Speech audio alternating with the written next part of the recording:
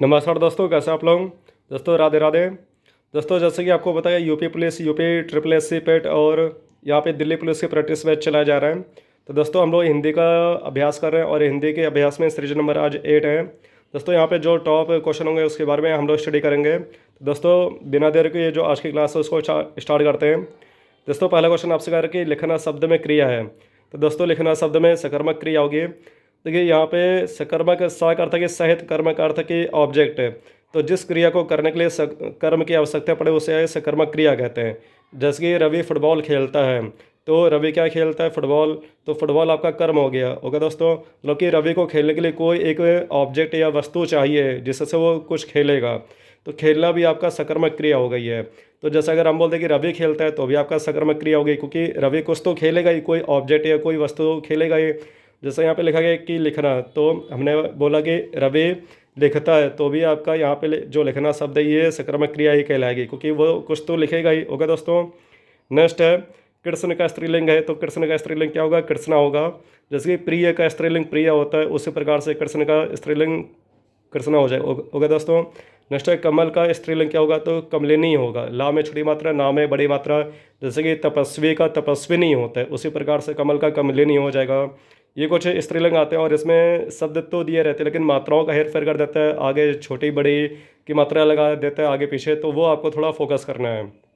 याद तो रहता है सभी को, लेकिन वो सब लोग थोड़ा जल्दी में रहते हैं, मात्रा देखते नहीं है, उसका अवलोकन नहीं करते कि ला में कौन सी मात्रा लगी है, छोटी या बड़ी। तो बस वो जल्दी में गोला बढ़ देते हैं, तो उनका एक नंबर कट हो जाएगा होगा दोस्तों। एग्जाम में आपका एक एक नंबर वैल्यू रखता है। फिर जागरण में कौन सी संज्ञा है, तो भाववाचक संज्ञा है। अब ये जागरण जो भाववाचक संज्ञा बनी है ये क्रिया शब्द से बनी है। जैसे कि जागना, तो जागना का जागरण होता है। इसी प्रकार से आपका जैसे अगर हम बोले लूटना, तो लूटने का लूट होगा इस प्रकार से। तो लूटना आपकी क्रिया और लूट क्या हो गई, ये भाववाचक संज्ञा हो गई।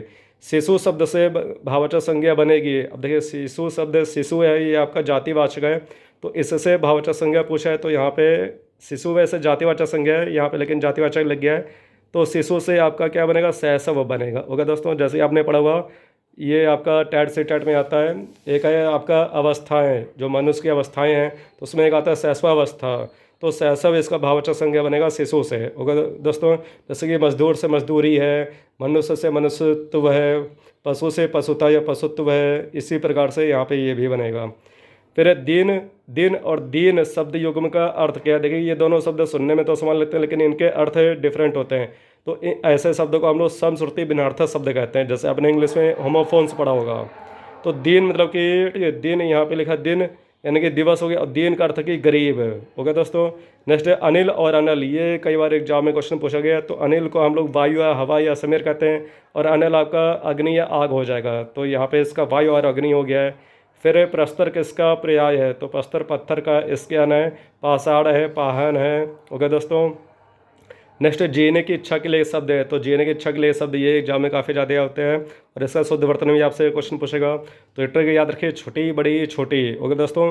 जैसे यहाँ पे जा में छोटी मात्रा, फिर जा में बड़ी मात्रा, फिर वाह में छोटी मात्रा, छोटी बड़ी छोटी, ये आपको याद रखना है। क्वेश्चन अगर आपसे ये पूछेगा कि जीने की इच्छा रखने वाला, तो अगर वाला पूछेगा तो यहाँ पे सा में बड़े आ की मात्रा हटा के सा में छोटी मात्रा हो जाएगी, जीजू विसु हो जाएगा ओके दोस्तों। फिर निराकार में प्रयुक्त संधि है, तो रा आ गया, और यहाँ पे रा में यहाँ स्वर की मात्रा लगी और पीछे यहाँ पे भी स्वर है, तो यहाँ पे रा हट जाएगा, इसके जगह विसर्ग आ जाएगा, तो वो यहाँ पे विसर्ग संधि है। नहीं प्लस आकार बनेगा, मतलब कि जिसका कोई आकार ना हो तो उसको हम लोग निराकार कहते हैं।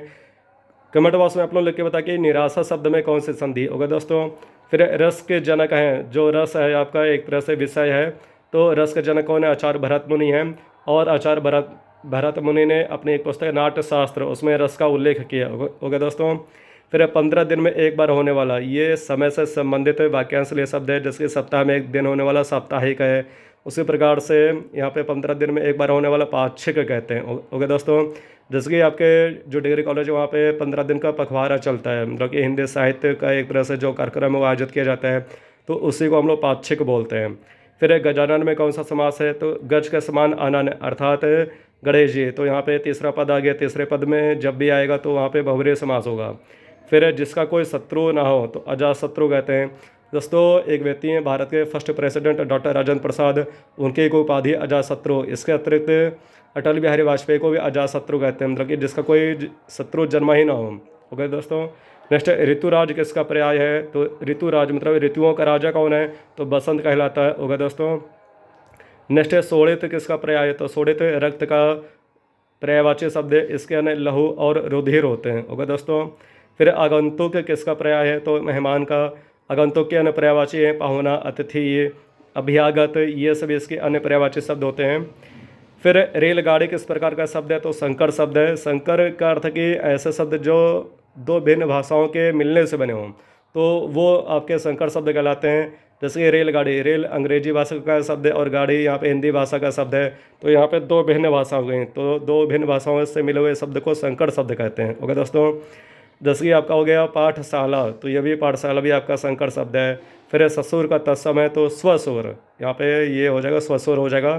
फिर चरण कमल में कौन सा समास है? जहाँ पे तुलना की जाती है वहाँ पे कौन सा समास होता है?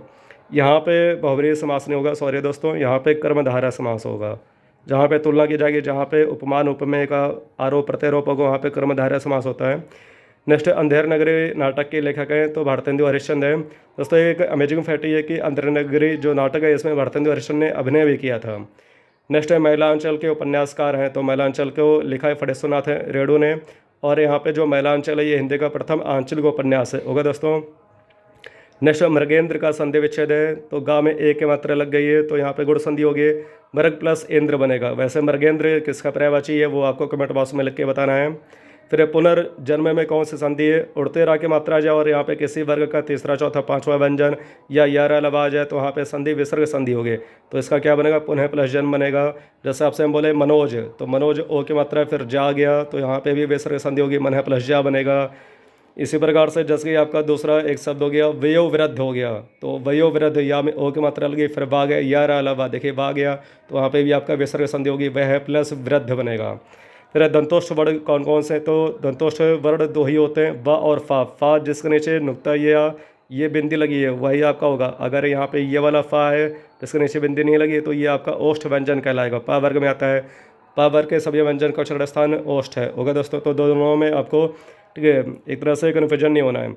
फिर उन्मूलन का विलोम शब्द है तो रोपड़ होता है। उन्मूलन जैसा है कि हम लोग बोलते हैं कि गरीबी का उन्मूलन करना चाहिए, मतलब कि उसका पूरी तरह से जड़ से मिटा देना चाहिए, तो रोपड़ होता है। रोपड़ का अर्थ कि जैसे हमने बोला कि पौधारोपण यानी कि पौधों को लगाना, तो रोपड़ का अर्थ कि किसी को एक तरह से विकसित करना, और उन्मूलन का अर्थ कि जो विकसित हुआ है उसको जड़ से समाप्त कर देना। होगा दोस्तों। नेक्स्ट आर्द्र का विलोम शब्द होगा, तो आर्द्र का अर्थ कि गीला, इसका होता है शुष्क होता है। फिर उथला का विलोम शब्द है, तो उथला का विलोम शब्द क्या होता है? छिछला होता है। ऑप्शन में गहरा भी देते हैं, कुछ लोग उसमें गोला भर देते हैं, गलत हो जाएगा। प्रथम विश्व हिंदी सम्मेलन कहाँ हुआ था? तो नागपुर में हुआ था। और कब? 10 जनवरी 1975 को। अभी इसी वर्ष 12वां विश्व हिंदी सम्मेलन कहाँ पे आयोजित किया गया, उसका आंसर आपको कमेंट बॉक्स में लिख के बताना है। नेक्स्ट ब्राह्मण पत्रिका के संपादक हैं तो प्रताप नारायण मिश्र हैं। प्रताप नारायण मिश्र भारतेंदु युग के प्रखर कवि और निबंधकार हैं। इनको आचार्य रामचंद्र शुक्ल ने हिंदी का लैम्ब का है, लैम्ब, देखिए लैम्प नहीं लैम्ब, लैम्ब मतलब कि मेमना, तो जैसे कि मेमना सरल स्वभाव का, तो उसी प्रकार से ये भी बहुत ही सरल स्वभाव के साहित्यकार हैं।